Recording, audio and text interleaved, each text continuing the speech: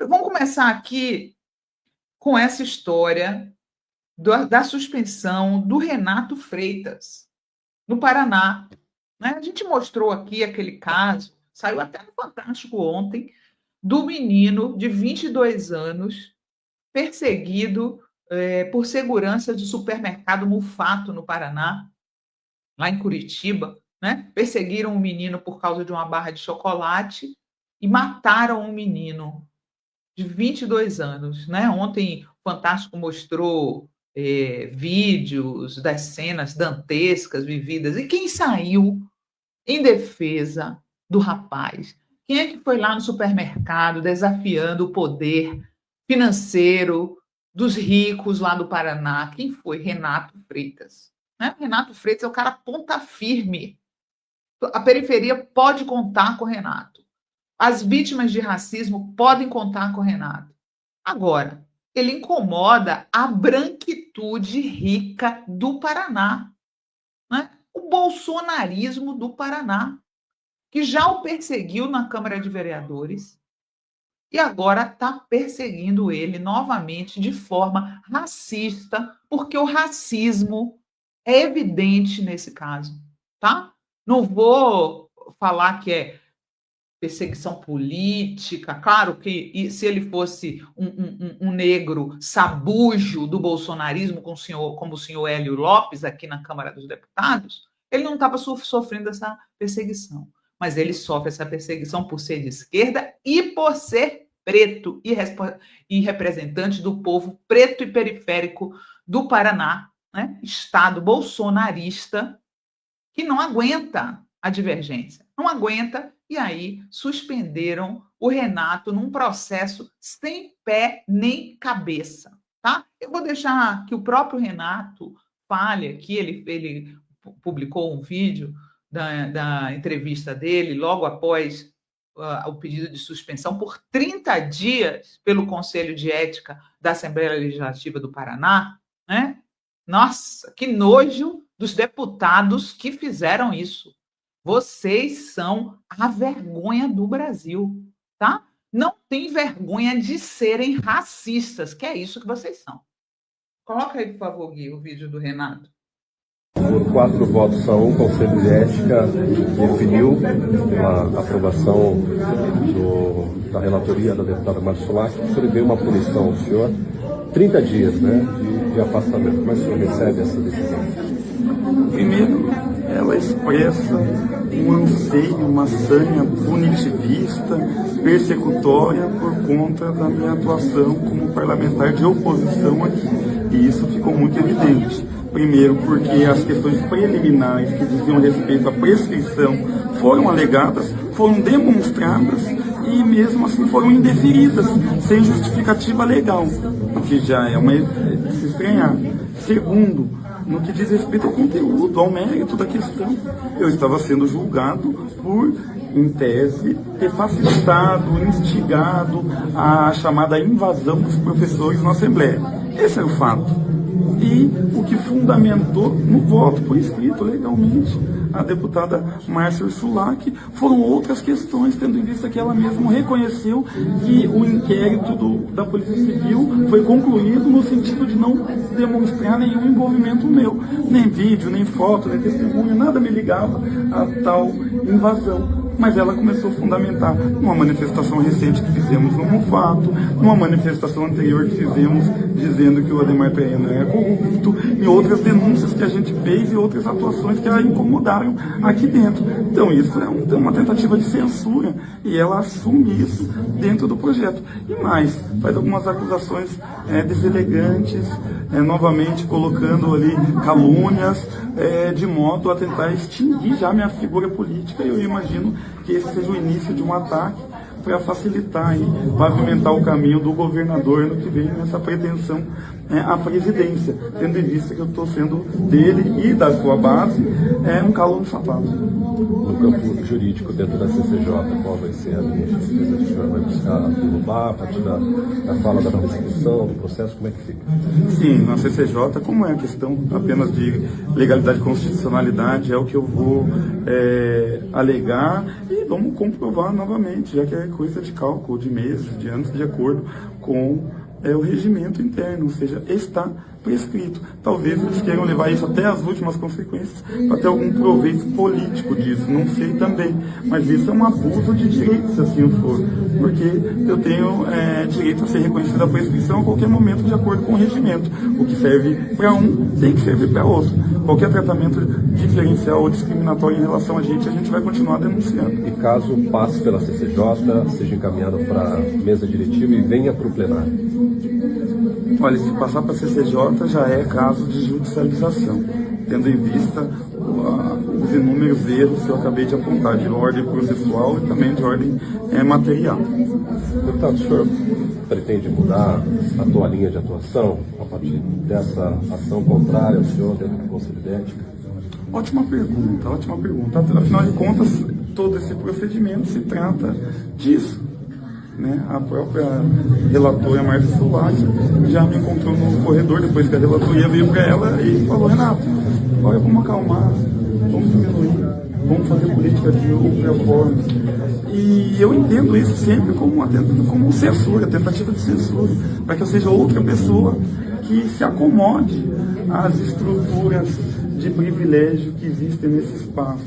Esse espaço representa o povo. As votações de hoje, acompanhem todas elas. Nenhuma vai facilitar ou melhorar a condição de vida das pessoas comuns. Todas elas estão criando cargos para o Judiciário, para o Ministério Público, para a Defensoria, criando utilidade pública para depois chegar a emenda e fazer esquema com emenda. Então, utilidade pública é 80% dos projetos que tem aqui. Ninguém nunca pensou, por que tanta utilidade pública? Há tantas instituições de fato fazendo bem no nosso estado ou mesmo no nosso país?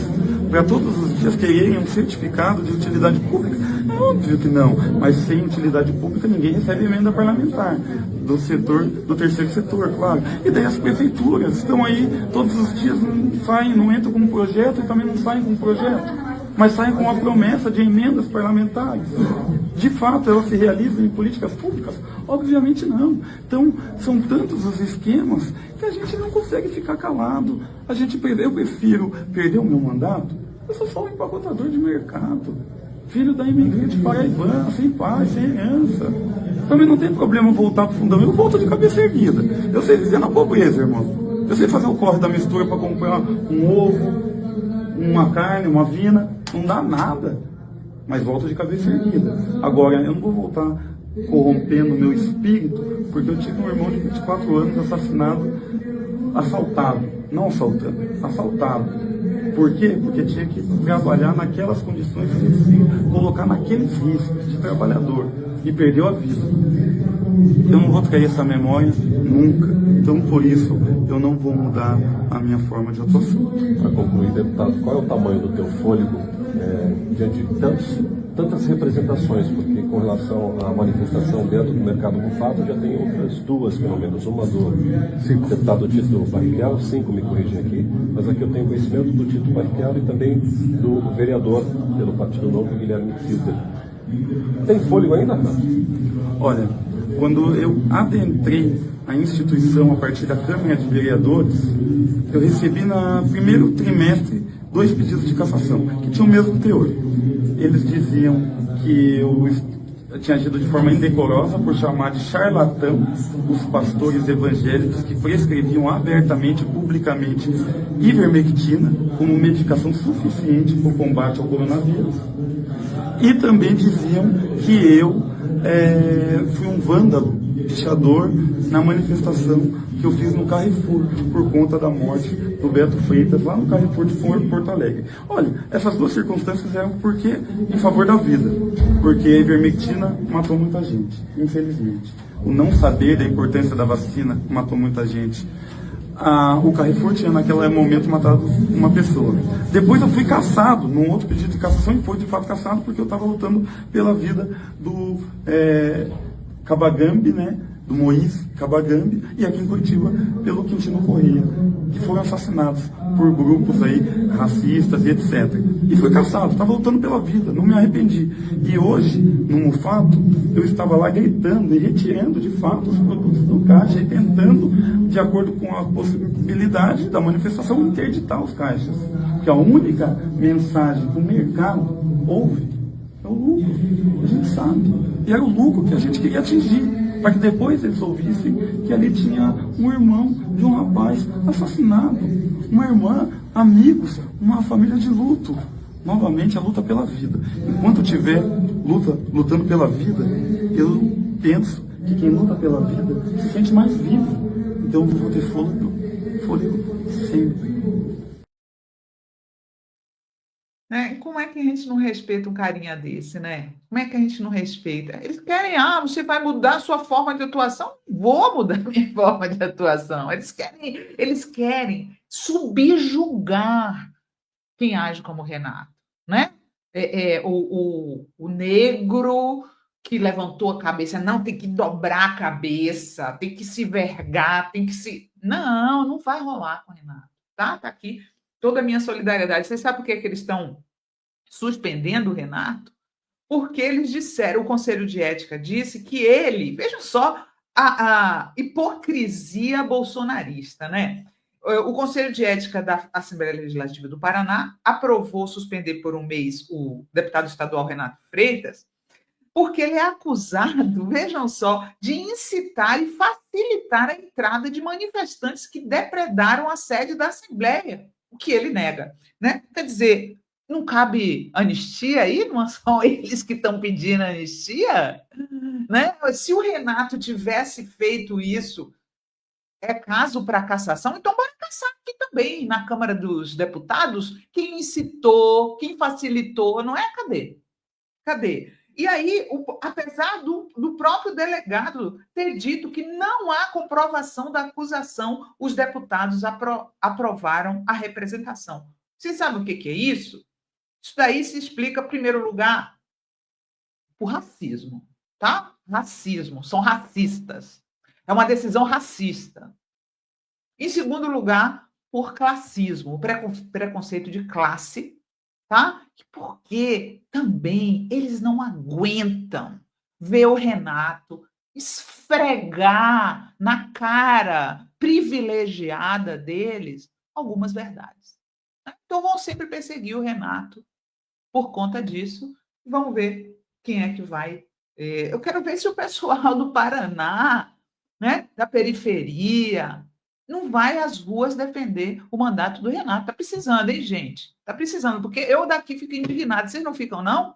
Agora ele está sendo processado também por ter ido ao supermercado Mufato fazer uma manifestação contra o assassinato de um menino de 22 anos acusado de furtar um chocolate.